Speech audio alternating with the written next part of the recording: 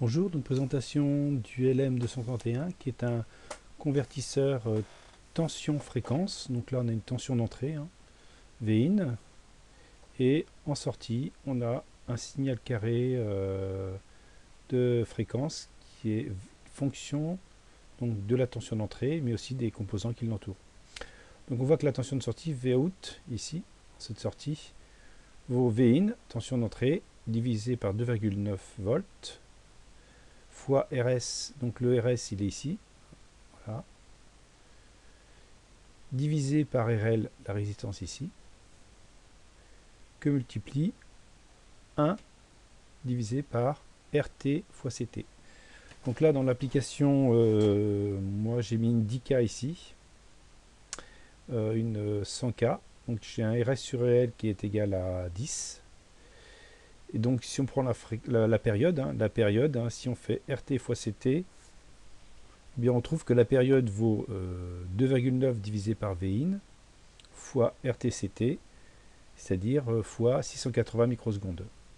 RT fois CT, ça fait 680 microsecondes. C'est un temps, une résistance fois un condensateur donne un temps, on appelle ça la constante de temps de charge. RC vaut comme unité des secondes. Donc on a 640 microsecondes, donc T est égal à 2,9 divisé par Vin fois 680 microsecondes. Donc en simulation, là, on va mettre 2,09. Donc si j'ai 2,09 divisé par 2,09, ça fait 1. Et donc je dois trouver en simulation une période de 680 microsecondes. Donc si je clique ici, donc la période, elle est entre là, touche contrôle, clic gauche et là. Et on trouve 668 microsecondes au lieu de 680.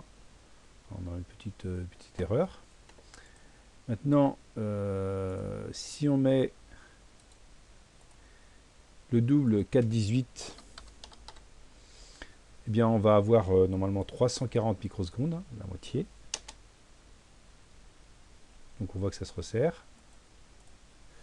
Donc clic gauche avec la souris, contrôle, clic gauche avec la souris, donc la période entre là et là, et on trouve 333. Voilà, donc c'est un convertisseur tension-fréquence. Donc le signal en sortie oscille entre 0 et 15 volts. Voilà.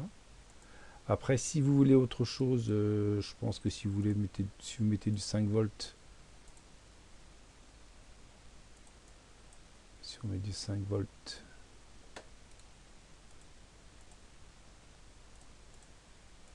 on va essayer.